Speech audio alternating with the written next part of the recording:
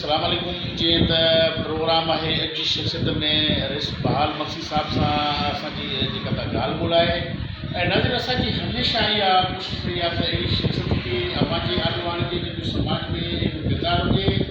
रिस बहाल ख़ान मक्सी सियासी समाजी शख़्सियत आहे, तमामु बहितरीनु इंसानु आहिनि, तमामु सुठो पाड़े में किरदारु रहियो आहे। बरसात के दौरान जो बात है हिन वक्त भी महल के अंदर इनकी तमाम सुठी जेका कुर्बानी है हिम्मत रही आहे। ॾिसो पिया त बरसात दौरान 4 खां 5 फुट पानी रिज़वान कॉलोनी सोयल कॉलोनी में एॾो पानी हुयो जो माण्हू ग़रीब माण्हू मिसकिन माण्हू जेके उहे घरनि खां पोइ पिया निकिरी सघनि। बहाल ख़ान मक्सी साहब पंहिंजे घर हणा वणा जेको आहे मशीन लॻाए करे सोयल कॉलोनी ख़ासि करे रिज़वान कॉलोनी जे अंदर जेको पानी हो उन पानी खे निकालणो। हिन वक़्तु ॾिसो पिया त जेका लाड़काणे जी पोज़ीशन आहे मां सम्झां थो जेके कैंपूं वग़ैरह रोडनि रस्तनि ते आहिनि उहे माण्हू मोबिल पानी खणण लाइ त परेशान आहिनि, पर हिन वक़्तु ॾिसो पिया त गैस्ट्रो ऐं जेका बीमारी आहे मलेरिया आहे उहा तमामु कंट्रोल करे वई आहे। ऐं ॾिसो पिया त ग़रीब मुश्किल माण्हू ॿ वेला जेको आहे मानी वञी सघे था ॿ टे मिनट लाइ परेशान आहे। असां सां गॾु आहे रिस बहाल ख़ान मक्सी साहिबु, उन्हनि जेका ॻाल्हि ॿोल्हि आहे उहा असां पंहिंजे ज़रूरु शेयर कंदासीं। अस्सलाम साईं, ख़ुशि आहियो त भई ठीकु आहे। दुआऊं तव्हांजो सिंध मुंहुं जी मां न्यूज़ टी वी मां पली कटियो आहे।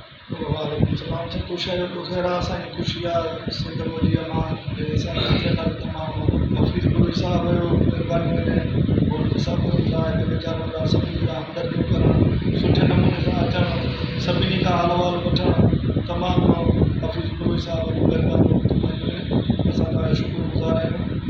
ॿियो त असांजे पाड़े में तमामु कची आबादी हुई, हिते तमामु तकलीफ़ हुई माण्हुनि खे ऐं घर बिजली जा माण्हुनि खे तकलीफ़ूं थी वियूं।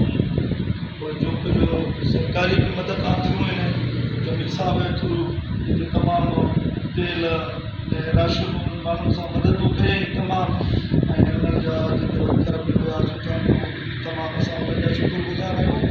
हाणे हिकिड़ी तकलीफ़ आहे जो कि मोदी मुसाफ़िर हिते वेठा आहिनि, उन्हनि जे लाइ को डॉक्टरनि जी कैंप लॻे जंहिंमें थोरो थधो बीमारियूं आहिनि, गैस्ट्रो थी पियो आहे, मच्छर आहे ऐं तमामु हिते तकलीफ़ आहे असांजे पाड़े में। ऐं हुकूमत खां जेको रुॻो हिते लाड़काणे जो हुकूमत तमामु साथ बि ॾिनो आहे ऐं अञा बि असां उमेदवार आहियूं, तमामु असांजे ऐं उनजो तावन आहे। ऐं हर हिसाब सां असांजो बि जेको हाल हुयो त असां पंहिंजे पाड़ेसियुनि सां दोस्तनि सां ऐं जेका बि हमदर्दी कई आहे हाणे बि कंदासीं इनशाअल्लाह।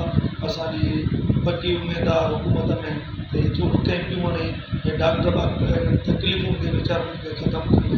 वॾी वॾी महिरबानी साईं हफ़ीज़ साहब।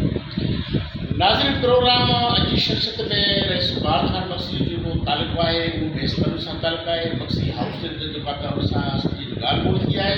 ऐं ॾिसूं पिया त हिन वक़्तु जेका लाड़काणे जे अंदरि जेका पोज़ीशन आहे जेको आहे त टाइफाइड गैस्ट्रो ऐं मलेरिया जे करे जेको आहे त माण्हू वबाई बीमारी में मुबतला थी वञनि।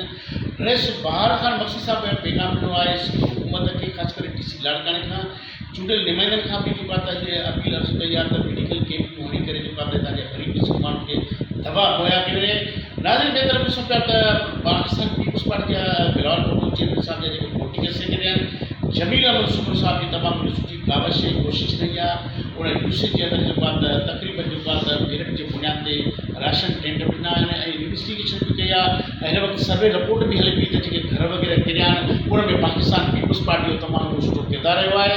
पाकिस्तान पीपुल्स पार्टी हमेशह ग़रीब मिस्किन माण्हू खे हर सुख में हमेशह बाहि मिली रही आहे। हिन वक़्तु ॾिसूं पिया जेका लाड़काणे जी पोज़ीशन आहे 80% लाड़काणे जो जेको रोड रस्ता आहिनि उहे बहाल थी विया आहिनि, गैस बिजली बहाल थी रही आहे। ऐं लाड़काणे जे अंदरि जेका त 20% जेके एरियाज़ आहिनि हिन वक़्तु उते पाणी आहे, उनजी कोशिशि हले पई जारी आहे।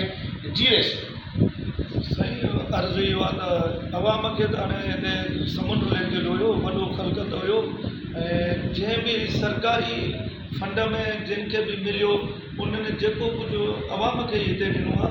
असां वटि अहिड़ी का ॻाल्हि न आहे जो को खणी घर राशन लिकायूं या खणी रखियऊं। ग़रीब अवाम वेठो आहे रोडनि ते, उन्हनि मिस्किननि खे हक़दारनि खे हिते हक़ु मिली चुको आहे, इनशाअल्लाह अॻिते बि मिलंदो। पर असांजी इहा ई अपील आहे त हिते जेके हाणे घर ग़रीबनि जा किरी पिया, जेके मिस्किननि जा, ऐं पाण नज़रबानी सां हुकूमत DC साहिबु हिते पंहिंजी टीम मोकिले जेके बि हिते आहिनि घर किरियल जिन जो हक़ु आहे जिन सां नाजाइज़ी थियल आहे जेको जन जो नुक़सानु थियल आहे उन्हनि खे ई मिली वेंदो इनशाला। असांजी इहा कमीर साहब में बिलावल साहब में इहा उमेद आहे हिते थियल अखाड़े जा जेके पूजल नुमाइंदा आहिनि ऐं तमामु असांजो वर्कर हिते तमामु सुठो कमु करे रहिया आहिनि। असां पंहिंजा खां ख़ुशि आहियूं। असां तमामु महिरबानी। नाज़रीन, प्रोग्राम अॼु जी शख़्सियत में रईस बहाल खान मसीद पंहिंजे पैगाम में बि इज़हार कयो आहे त पाकिस्तान पीपल्स पार्टी थियालनि मेंबरनि ऐं हमदर्दनि तमामु को बहितरीन जेको आहे अमल कयो आहे। हिन वक़्तु डी सी लाड़काणे खां ऐं चूंडियल नुमाइंदनि खां इहा अपील अर्ज़ु आहे त लाड़काणे जे अंदरि जेका हिन वक़्तु जेका वबाई बीमारी अचनि पिया त उन ते कंट्रोल कयो वञे ऐं मेडिकल कैंपूं लॻाए करे हितां जा मिस्किन माण्हुनि खे जेको आहे सहूलियत ॾिनी वञे। नाज़रीन, हिन वक़्तु लाड़काणो अलहमदिल्ला जेका लाड़काणे जी पोज़ीशन आहे मां तव्हांखे ॿुधाए थो लाड़काणे जे अंदरि जेको आहे अलहमदिल्ला रोड रस्ता तमामु बहाल थी विया आहिनि। कम्युनिकेशन बहाल आहे, बिजली गैस जो को बि बुरान कान्हे को। अॼु ॾिसंदासीं लाड़काणे जे अंदरि जेका त जेको रोड रस्तो ख़ासि करे जेके मेन रस्ता हुया उहे हिन वक़्तु बिल्कुलु क्लियर आहिनि। नाज़रीन, असांजे प्रोग्राम जी अॼु शख़्सियत हुया रईस बहाल खान मसीद साहब जी जेका असां ॻाल्हि ॿोली उहा असां पंहिंजे अॼु शेयर कई आहे। ईंदड़ वक़्त जे लाइ कैमरामैन मुश्ताक मोदी सां गॾु डॉक्टर अब्दुल हफ़ीज़ बलोच खे ॾींदा इजाज़त। अल्लाह निगहबान, पाकिस्तान ज़िंदाबाद।